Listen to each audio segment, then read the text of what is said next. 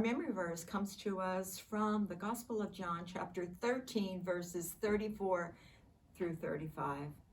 A new command I give you, love one another as I have loved you. So you must love one another. By this, everyone will know that you are my disciples if you love one another. We could use some basic human kindness, and I really believe, folks, that that's something that we should carry with us daily. We've barely gotten past the horrifying rancor and the ultimate insurrection spawned by the last election. Yet here we are on the cusp of a spring primary with a lot of that rancor bubbling anew. What makes this feel like almost the perfect time for Governor Tom Wolf's administration's announcement that the third annual 143 Day is officially scheduled this year for May 23rd. And if your first response is, well, if Governor Wolf is for it, I'm against it, you need the spirit of 143 Day more than most.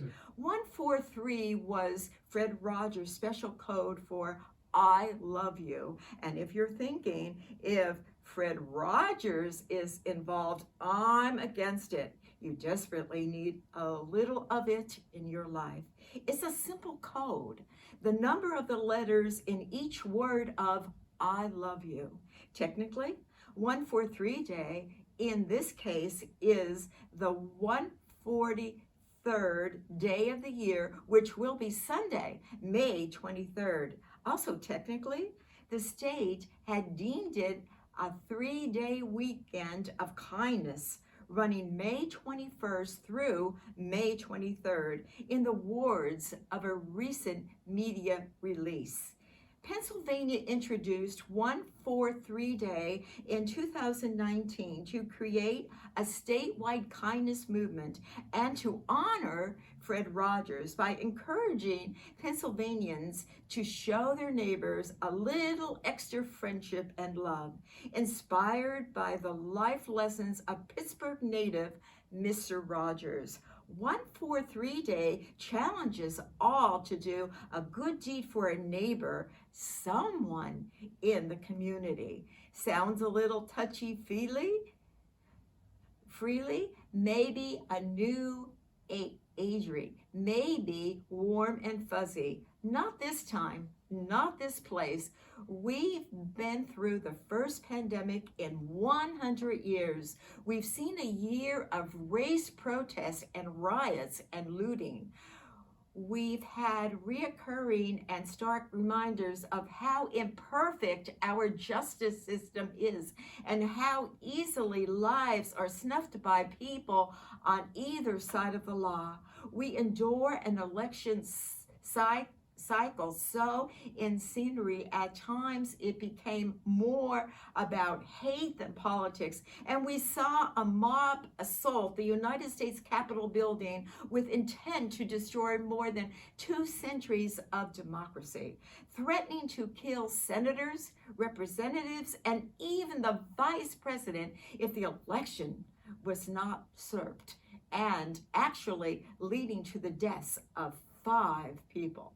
This has been a time when even the simplest, least restrictive protocol to stop the spread of deadly disease, face mask, was bizarrely and dangerously forged into a culture war. And it's been a year of people dying alone in isolations, their families unable to hold a real funeral service. So yay, we use some basic human kindness. And the beauty is how little it can take to be kind. Coffee for coworkers, a simple compliment, donating blood, volunteering at local charities, donating some clothes or food or toys, cooking a meal for your family, your friends, your neighbors, a few flowers for Mother's Day, or just to show someone a little appreciation. The list of options is long. The impact potentially infectious.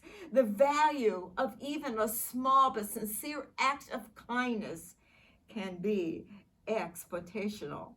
And of course, there's no reason to wait for May 23rd or for the 21st or any other number on the calendar.